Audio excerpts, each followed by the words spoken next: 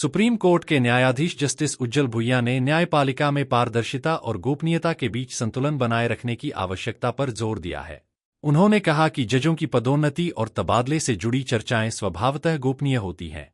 किसी न्यायाधीश के नाम की सिफारिश को अस्वीकार करने या स्थगित करने के कारण भी हमेशा सार्वजनिक नहीं किए जाते।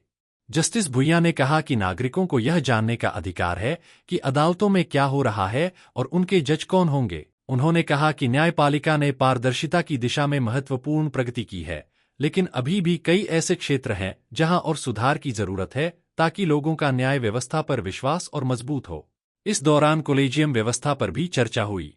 मुख्य न्यायाधीश न्यायमूर्ति सूर्यकांत के हालिया बयान का उल्लेख करते हुए बताया गया कि सुप्रीम कोर्ट में न्यायाधीशों की नियुक्ति के लिए नामों पर विचार करते समय कई महत्वपूर्ण पहलुओं को देखा जाता है। इनमें न्यायाधीश का कार्य, अनुभव, कार्यकाल, पूर्व दायित्व और उनका पेशेवर रिकॉर्ड शामिल होता है। जस्टिस भुइयां ने बिना किसी का नाम लिए 2024 में हाई कोर्ट के एक न्यायाधीश की विवादित टिप्पणी का भी संदर्भ दिया, जिसके बाद न्यायपालिका की जवाबदेही और नियुक्ति प्रक्रिया पर व्यापक बहस छिड़ गई थी।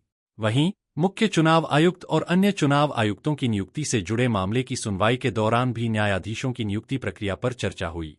इस दौरान सॉलिसिटर जनरल तुषार मेहता ने न्यायपालिका की स्वतंत्रता का मुद्दा उठाते हुए कहा कि यदि कार्यपालिका की नियुक्तियों में न्यायपालिका के हस्तक्षेप पर सवाल उठाए जाते हैं, तो न्यायपालिका की नियुक्तियों पर भी उसी दृष्टि से विचार नहीं किया जाना चाहिए। न्यायपालिका में पारदर्शिता, जवाबदेही और संस्थागत स्वतंत्रता को लेकर यह बहस एक बार फिर चर्चा के केंद्र में आ गई है।